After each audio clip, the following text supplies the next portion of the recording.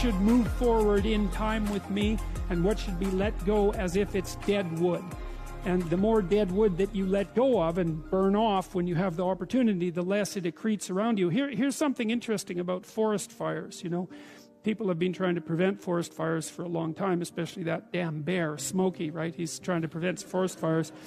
And so, because forest fires burn up the forest, and that can't be good. But here's what happens if you don't let forest fires burn, is that, well, forests collect a lot of dry branches, right? Because tree branches die and wood falls on the forest floor and collects, and so the amount of flammable material keeps increasing with time. And that's not so bad if it's wet, but if the amount of flammable material is increasing and it gets really dry and then it burns, then you have a real problem. The forest fire can burn so hot that it burns the topsoil right off, in which case you don't have a forest at all anymore, you just have a desert. And lots of trees are evolved to withstand forest fires of a certain intensity, and some won't even release their seeds unless there's been a fire. And so a little bit of fire at the right time can stop everything from burning to the ground. And that's also a really useful insight, a metaphorical insight into the nature of sacrifice, right? It's also a lot easier to let go of something when you're deciding to let go of it, because you've decided yourself that you're done with that. It's a weak part of you. It needs to disappear. You do that yourself, it's much better and much easier than it is if it's taken away from you forcibly, in which case you're very much likely to fight it. There's another interesting thing here, a motif that runs through the entire Bible. It's a very, very powerful motif. And it's partly associated with this idea of walking with or walking before God. And in the New Testament, Christ says something like, thy Father's will be done. And he means that that will should be done through him. And so, I won't be able to state this exactly right, but it's something like this. You know, a lot of what people regard as their own personalities and are proud of about their own personalities aren't their own personalities at all. They're useless idiosyncrasies that differentiate them trivially from other people. But they have no value in and of themselves. They're more like quirks. I remember once I was trying to teach a particularly stubborn student about how to write. And she had written a number of essays in university and got universally walloped for them. And the reason for that was she couldn't write, really, at all. She was really, really bad at writing.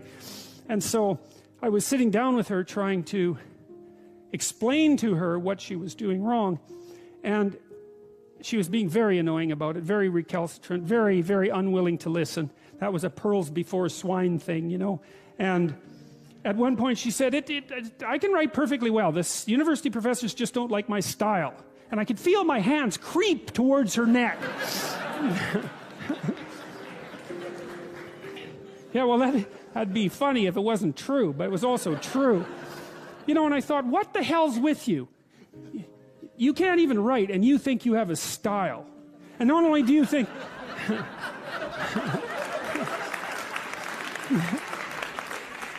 Yeah, not knowing how to write is not a style. That's the other point, right?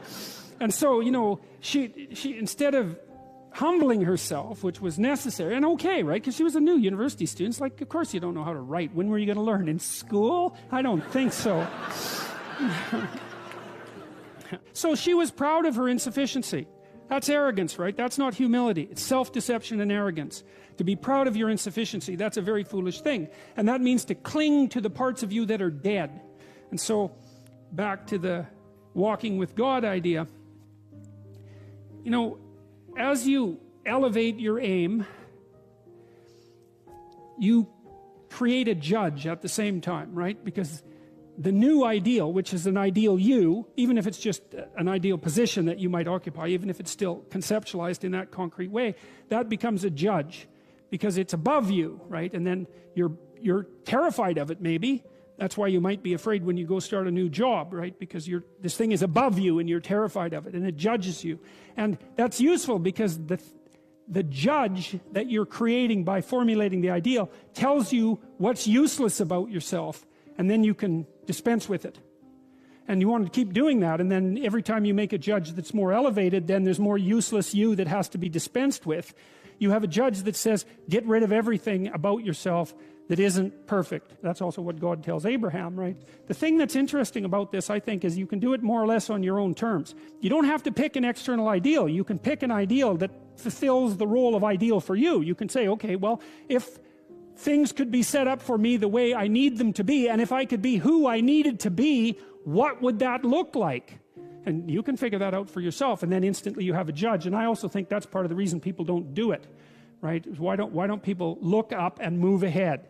And the answer is, well, you know, you start formulating an ideal, you formulate a judge, it's pretty easy to feel intimidated in the face of your own ideal. That's what happens to Cain versus Abel, for example. Then it's really easy to destroy the ideal instead of to try to pursue it, because then you get rid of the judge.